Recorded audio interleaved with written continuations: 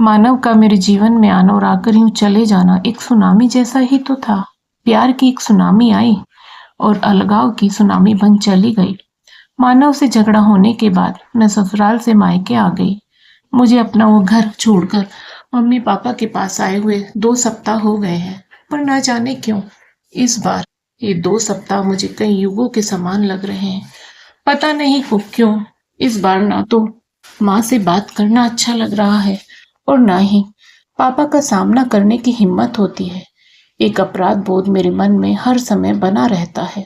ऐसा लगता है जैसे मैंने अपनी लापरवाही से मम्मी पापा की किसी अमूल्य वस्तु को खो दिया हो।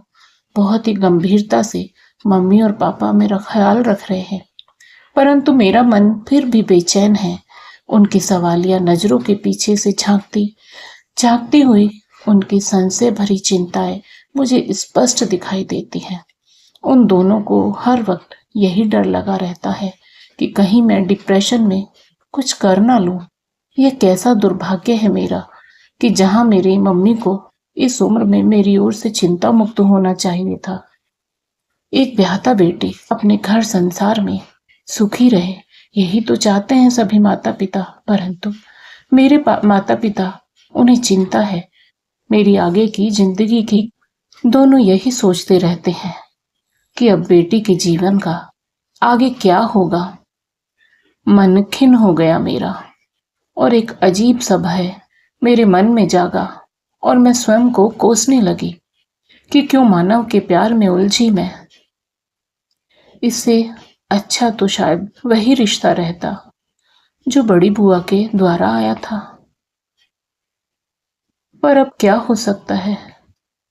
तब तो मानव ही मुझे दुनिया जहान में सबसे अच्छा, सबसे सच्चा और प्यारा लगता था। एकदम विश्वास पात्र। उसी अंधे प्यार में मैंने उसे सहस्र ही अपनी जिंदगी सौंप दी थी।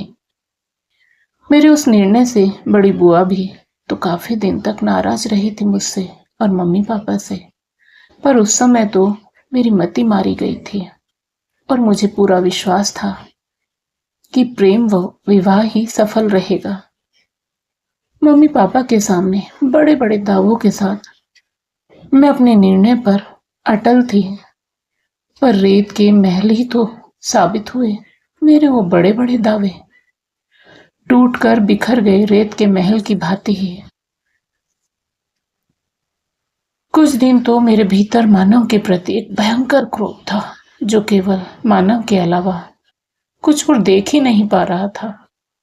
लावे की तरह उफनता वह क्रोध जो मानव का तो कुछ नहीं बिगाड़ सकता था, परंतु मुझे भस्म किए जा रहा था। एक माह में ही वह क्रोध अपने आवेगात्मकता से के अनुपात में शांत भी होने लगा और मुझे अपनी नहीं मम्मी और पापा की चिंता होने लगी। मुझे लगा कि मम्मी पापा के बुढ़ापे को यूं बिगाड़ देना ठीक नहीं है। मैं सोचने लगी कि मुझे स्वयं को संभालना होगा। परवाह तेज है, पर कोशिश करके अनिकेत बांधना होगा। यही सोचते हुए मैं उठ खड़ी हुई। एक नए निर्णय के साथ एक ठोस निर्णय ने मेरे भीतर के ज्वालामुखी को थोड़ा तो शांत कर दिया। मैंने मम्मी के सामने जाकर दृढ़ विश्वास के साथ कहा, मम्मी, मैं कल जाना चाहती हूँ। कहा। माँ ने चौंकते हुए मेरी ओर देखा। वहीं वापस अपने उसी घर में। मगर क्यों? यहाँ कोई तकलीफ है क्या तुम्हें? मम्मी ने पलटकर थोड़ा गुस्से में मुझसे पूछा। हाँ मम्मी, तकलीफ है, क्योंकि यहाँ रहते हुए हर वक्त मुझे ऐसा लगता है कि जैसे मैं छोड़ी हुई औरत हूँ। यह एहसास मुझे हर पल, हर क्षण डंक मारता रहता है। वह घर मैंने नहीं छोड़ा है, वह मेरा घर है। मैं वहीं रहकर आगे की पढ़ाई करूंगी और कुछ नया काम शुरू करूंगी। मुझे आपका और पापा का आशीर्वाद चाहिए। पिछले 5 सालों से वहां रहते रहते मुझे वहां की आदत सी हो गई है। इस घर में तो मैंने उम्र के लगभग 19 वसंत देखे थे, पर वो घर तो मेरे सपनों से जुड़ा था। मेरा अपना घर, मेरे सपनों का घर। मम्मी ने सहज ही प्रश्न किया, पर क्या वहां मानव के बगैर रह पाओगे? क्यों नहीं मम्मी? उस घर के एक एक तिनके को मैंने ही तो सजोया है। क्या हक है उस पर मानव का? मैं मम्मी पर ही भड़क उठी थी। मम्मी ने हताशा भरे स्वर में कहा, ठीक है, तो तेरे पापा से बात करूंगी। हाँ मम्मी, पर कुछ दिन आप दोनों भी चलो मेरे साथ।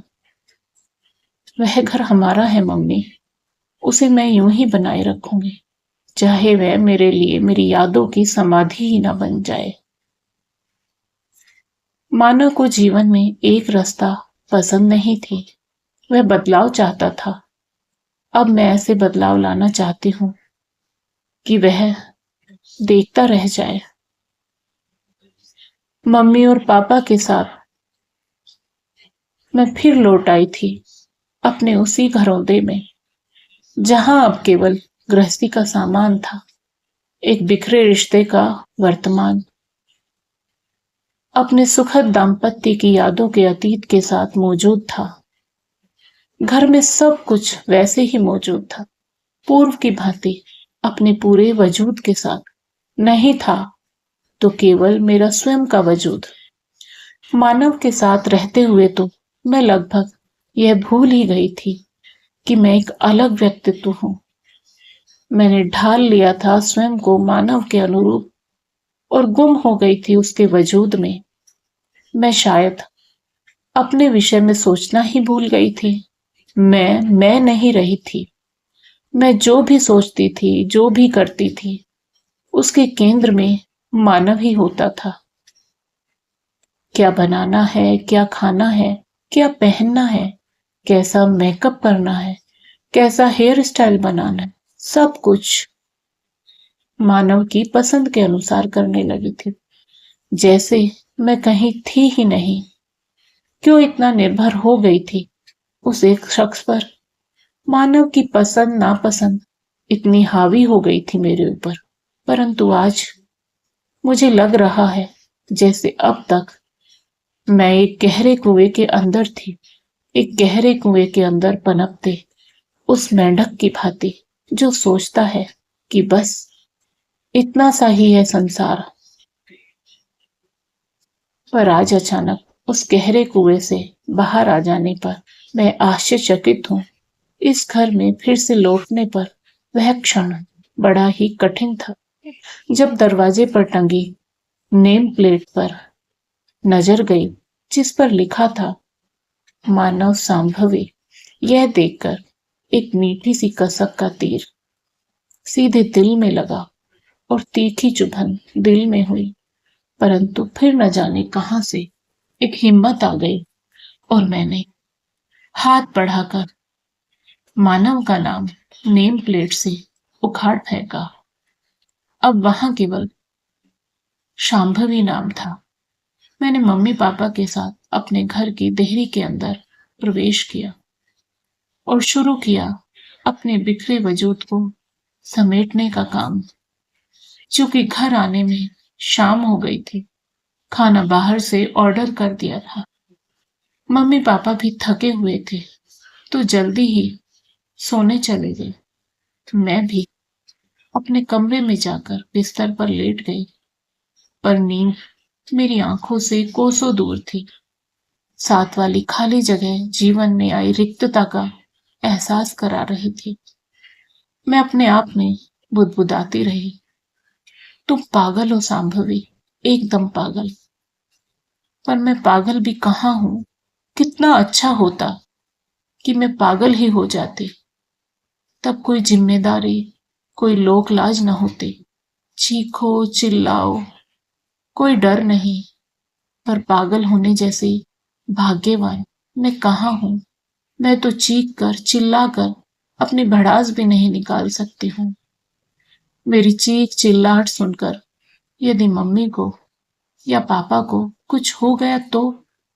जीवन में मानव के साथ विवाह के निर्णय के बाद शायद ही कोई निर्णय मैंने लिया हो।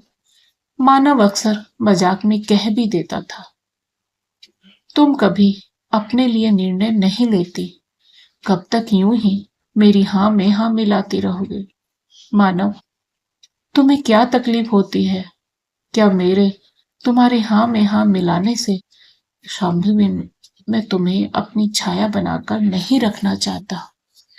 मैं डरता हूँ शांभवी इससे, मेरी आजादी छिनती जा रही है। तब मैं उसे चिढ़ाते हुए बोलती थी, छाया कभी पीछा नहीं छोड़ती है मानव, इसलिए तो तुम डरते हो। नहीं, मैं चाहता हूं तुम स्वयं को मुझसे अलग पहचानो, क्योंकि जिंदगी में केवल अपना वजूद ही काम आता है, समझी तुम? यादों के ऐसे कितने ही टुकड़े हैं जो दिन रात याद आते हैं, पर ये यादें बहुत पीड़ा देती हैं। कानों में अब भी गूंजती है मानव की वह चुनौती।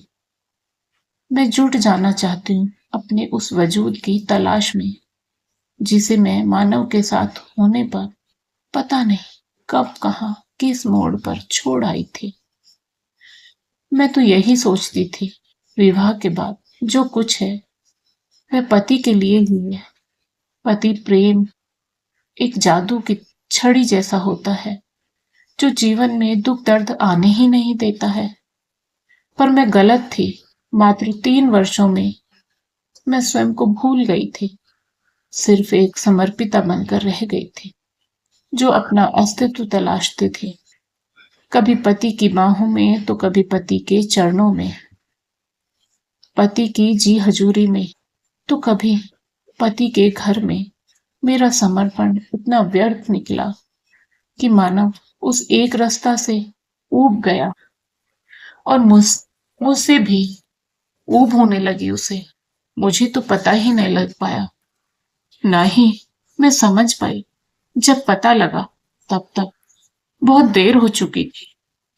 पिछले कुछ समय से मुझे लग जरूर रहा था कि मानव परेशान है, खोया खोया रहता है। कभी लंबे समय तक हाथ पकड़े बैठा रहता, जैसे डर रहा हो कि कहीं मेरा हाथ छूट न जाए।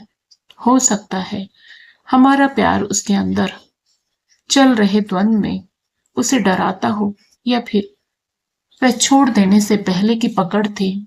जाने कैसे ठंडापन था उन दिनों उसके स्पर्श में। तब मैं समझी कि मानव कुछ परेशान है, शायद किसी बिजनेस प्रॉब्लम के कारण। उसके चेहरे से लगता था कि वह कुछ घुटन महसूस कर रहा है, कहीं उलझा हुआ सा है। कभी मैं समझती वह कहीं दूर है, मुझसे हजारों मील दूर। मेरे साथ तो वह केवल शरीर से है। पहले तो मानव प्रगाढ़ अंतरिक्षता में डूबता उतरता रहता था, परंतु अब लगता है वह भुलावा था या अब भुलावा है। मैं मानव से कहती, मानव आपको आजकल क्या हो गया है? इतने चुप, इतने खोए खोए क्यों रहते हो? मानव कहती, कुछ नहीं, बस यही बोलते, फिर कभी बताऊंगा। मैं बताने के लिए ज्यादा परेशान भी नहीं करती थी। मुझे लगता कि मानव कुछ मूडी है, बात का सीधा जवाब कभी नहीं देता है, और फिर लंबा चौड़ा कारोबार, हजारों उलझने हो सकती हैं मानव के दिमाग में। पर पिछले 1 साल से मानव अक्सर दिल्ली से जयपुर टूर पर रहता था। पहले तो हर दौरे पर मुझे भी साथ ले जाता रहा था, पर पिछले 1 साल से जयपुर टूर पर मुझे चलने को नहीं कहा था। इस बार जयपुर टूर पर जाने से पहले मानव ने मुझसे वादा किया था कि शादी की वर्षगांठ पर वह मुझे जयपुर लेकर जाएगा और एक खूबसूरत उपहार भी देगा। मैं उसी वादे पर अटकी इंतजार कर रही थी मानव का। 2 माह का अकेलापन था। इतना लंबा टूर मानव ने पहले कभी नहीं किया था। मैं कोशिश करती खुद को व्यस्त रखने की। कभी शॉपिंग करती तो कभी फिल्म देखती, कभी सेल में जाती, किचन का नया सेट, बेड कवर, पर्दे, पौधे बदलती रहती। यूं भी मानव को परिवर्तन पसंद था। उसे घर की सजावट में चेंज पसंद है। वह अक्सर कहता है, सांभवी, घर में परिवर्तन करती रहा करो। ये चादर, ये कवर, ये पर्दे, everything should change after some time. मैं बोर हो जाता हूँ एक जैसी चीजें देख देख कर। पर मानो तुमने ही इस हद तक परिवर्तन पसंद किया, यह तो मैं सपने में भी नहीं सोच सकती थी। तुमने तो मुझे भी बदल डाला। शायद तुम मेरे अस्तित्व को पलंग पर बिछी चादर की भांति ही समझ बैठे। मैं कोई तुम्हारे ड्राइंग रूम में रखा फूलदान नहीं थी। उस दिन शाम को तपन और शालिनी के घर गृह प्रवेश की पार्टी थी। मानव थे नहीं और न चाहते हुए भी मुझे अकेले ही जाना पड़ा। वही मुलाकात हो गई तपन की जयपुर वाली दीदी से, और उन्हें देख मैं चहक उठी थी। अरे दीदी आप? तपन की दीदी मुझे बहुत अच्छी लगती है। उम्र में काफी बड़ी है वो तपन से। मैं पहले कई बार मिल चुकी थी उनसे। उन्होंने मुझसे पूछा, कैसी हो सांभवी? मैं एकदम ठीक हूं दीदी, आप कैसी हैं? पता है दीदी, मैं भी जयपुर आने वाली हूँ। मानव वहीं पर है आजकल। मैंने उत्साह से कहा, क्या अक्सर वहीं रहने लगा है? यह पूछते हुए दीदी का चेहरा एकाएक गंभीर हो गया। उनकी आंखों में एक अजीब सा भाव था, जिसमें कटाक्ष भी था, सहानुभूति भी थी। फिर दीदी धीरे से बोली, सांभवी, मुझे तुमसे बात करनी है। चलो ऊपर बालकनी में बैठते हैं। हाँ हाँ दीदी चलिए। यह बोलकर मैं आगे आगे चलने लगी। मैं भूमिका बनाते हुए बोली, सांभवी, तुम दुबली लग रही हो। नहीं तो दीदी, सारा दिन तो मैं खाती रहती हूँ। अकेली जो हूँ तो खाने पर ही ज्यादा ध्यान रहता है मेरा। मैंने मुस्कुराते हुए कहा, हाँ सांभवी, मैं जानती हूँ तुम अकेली रहती हो, पर तुम विरोध क्यों नहीं करती? किस बात का दीदी? मानव के जयपुर जाने का। तुम रोकती क्यों नहीं हो उसे? अरे दीदी, मानव को जयपुर जाने से क्यों रोकूं मैं भला? अचला दीदी ने मेरी ओर आश्चर्य से देखते हुए पूछा, सांभवी, क्या तुम्हें कुछ भी मालूम नहीं है कि तुम अकेली क्यों रहती हो?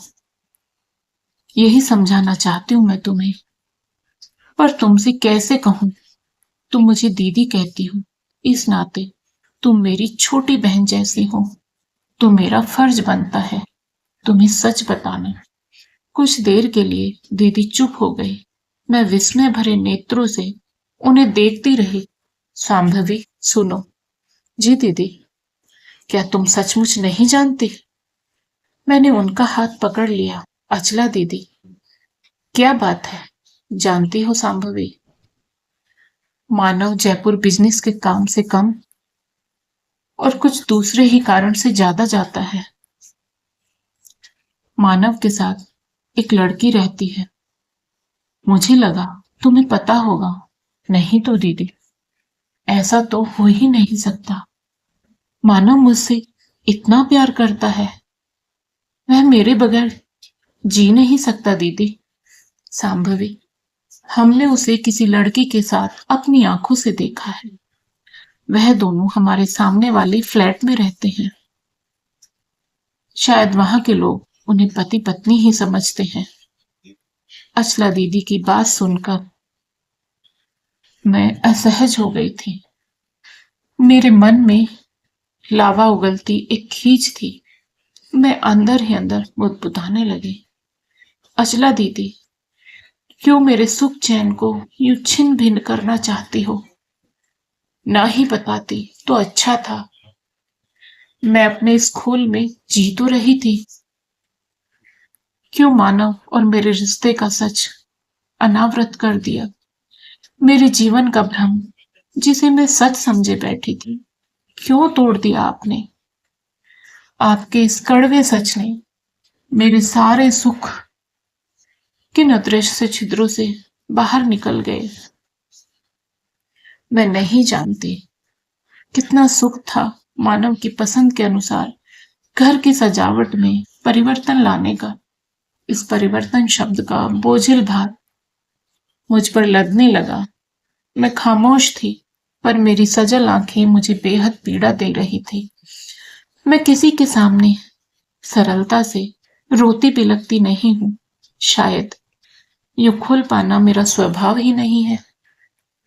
मैं अपनी पनीली आंखों को झुकाती भी नहीं, क्योंकि पानी टपक गया तो कमजोर पड़ जाऊंगी। तभी अचला दीदी फिर से बोली, सांभवी, तुम जानती हो, हम तो यही समझते थे। नहीं तो दीदी, मैं कुछ नहीं जानती। मुझे कुछ भी मालूम नहीं है। मैं उद्विग्न होते हुए बोली। अचला दीदी ने फिर मेरा हाथ पकड़ लिया था और वह कोमल स्वर में मुझे सांत्वना दे रही थी। मुझे क्षमा करना सांभवी, मैंने तुम्हारा दिल दुखाया, तुम्हारे पत्नी व्रत को चोट पहुंचाई। तुम एक अदृश्य विश्वास के सहारे खड़ी थी, जिसे मैंने जाने अनजाने तोड़ दिया। अपनी सफाई देकर अचला दीदी तो चली गई। मेरे मन में डर की नींव शायद उसी शाम पड़ गई थी। रात का भयावह अंधेरा मेरे मन में भी भरा था। उस रात मानव के परिवर्तन की हद जानने के बाद मन चकनाचूर था। मैं यही सोचकर दुखी थी कि क्यों मैं भी परिवर्तित कर दी गई, एक कैलेंडर के पन्ने की भांति। अगले दिन भोर में ही मानव ने दरवाजे की घंटी बजा दी, तो मैंने अनमने भाव के साथ दरवाजा खोला। मानव बोले, क्यों, तबीयत खराब है क्या? मैं चुप रही। तुम्हारा चेहरा इतना उतरा हुआ क्यों है? चाय पियोगे? हाँ। चाय का प्याला देते वक्त मैंने महसूस किया था कि मुझे देखकर मानव भी उलझन में है। क्या बात है सांभवी, मैं तुम्हें यूं उदास नहीं देख सकता। तो देखना ही छोड़ दो ना मानव, मैं आवेश में बोल गई। मानव बिना हिले डुले अपनी जगह बैठा रहा। कल तपन के यहाँ उसकी जयपुर वाली अचला दीदी मिली थी। तुम्हारे फ्लैट के सामने वाले फ्लैट में ही तो रहती हैं। ओह, तो यह बात है। मेरे होठ थरथराने लगे थे और आंखें आंसुओं से लड़ रही थी। तुमने मुझे कभी कुछ बताया क्यों नहीं मानव? क्या नहीं बताया सांभवी? यही कि जयपुर में तुम्हारे समर्पित व्यवहार की एक ताकत, एक शक्ति है जो तुम्हें रोक देती है मुझे वहां बुलाने से। कहते कहते अपने बिखर पड़ने के क्षण को मैंने बहुत हिम्मत से समेट लिया। ओह अच्छा, चलो, अच्छा हुआ कि तुम्हें पता चल गया। तुम्हें बताने और समझाने के एक कठिन द्वंद्व से तो बच गया मैं। फिर फिर क्या? मैं उसके साथ रहना चाहता हूँ। चुप रही मैं। तुम चाहो तो ये घर, ये सामान सब तुम्हारे पास ही रहेगा। तुम्हें कोई तकलीफ नहीं होगी। जितना रुपया चाहोगे तुम्हें मिलता रहेगा। मुझे समझने की कोशिश करो सांभवी। मानव, ये सब दान कर रहे हो? नहीं तो फिर? मैं तुम्हें परेशानी में नहीं डालना चाहता। मानव, तुम भूल गए, यह घर तुम मुझे कैसे दे सकते हो? यह तो पहले से ही मेरा है, मेरे पापा का दिया हुआ। और जो रुपया है उसका मूल भी मेरा ही था।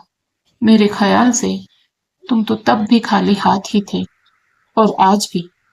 मानव की आंखें भी आंसुओं से लबालब हो रही थी और छलकने को तैयार थी। उसने एक बार फिर मेरा हाथ पकड़ने के लिए अपना हाथ बढ़ाया, पर मैं पीछे हट गई और बोली, मानव, अब इस स्पर्श में कुछ नहीं है। सब कुछ परिवर्तित हो गया है।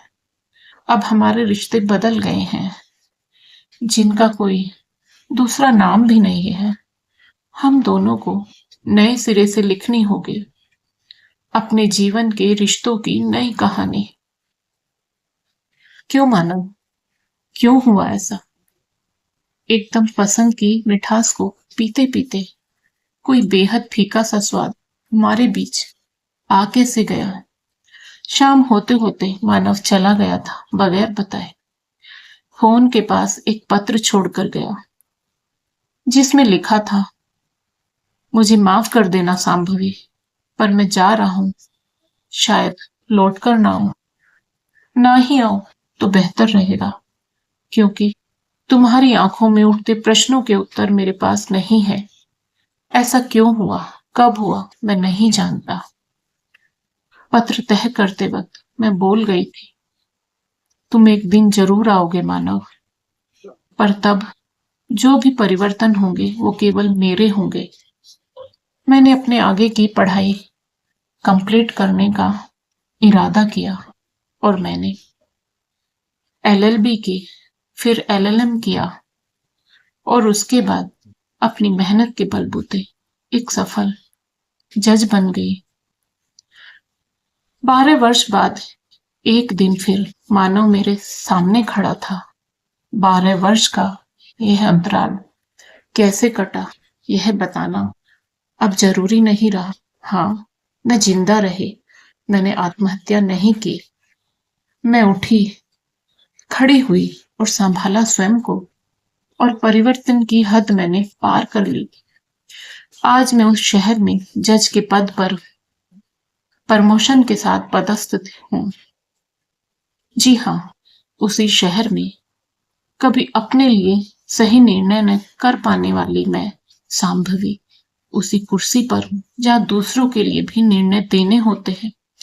ऐसे निर्णय जो जीवन के मायने बदल सकते हैं। एक दिन कोर्ट पहुंची तो आंखें विस्मय से फटी रह गई। 42 वर्ष की उम्र में ही 60 वर्ष के प्रौढ़ की भांति दिखने वाला मानव मेरे सामने खड़ा था। फाइल सामने थी। मिसेज लतिका वर्मा अपने पति मानव वर्मा से तलाक लेना चाहती है। केस में आरोप था कि मानव कभी भी पिता बनने में सक्षम नहीं है और लतिका मां बनना चाहती है। मानव आश्चर्यचकित था मुझे देखकर। उसकी आंखें प्रश्नोत्सुक थी, शायद खुश भी था वह मुझे सामने देखकर। परिवर्तन चाहने वाला मानव शायद परिवर्तन के क्रम में मुझे फिर पसंद कर रहा हो। आज मुझे निर्णय देना था, पर मानव तो मेरे मन के कटघरे से बहुत पहले ही मुक्त हो चुका था। आज तो वह एक पत्नी के नहीं, एक जज के कटघरे में खड़ा था और निर्णय करने वाली थी सांभवी, जिसे मानव हमेशा निर्णय लेने में कमजोर कहता था। लतिका वर्मा भी सामने ही खड़ी थी, सांवली और दुबली सी बंगालन लड़की, जिसने मेरे जीवन में यह परिवर्तन ला दिया था। मेरे अपराधी तो शायद दोनों ही थे। एक तेजस्वी एकाग्रता लाते हुए मैंने आंखों पर चश्मा चढ़ाया, पर लतिका के वकील के न आने पर केस मुलतवी हो गया। मानव और लतिका चले गए। मैं शाम 5 बजे तक अनमनी सी कोर्ट में ही बैठी रही।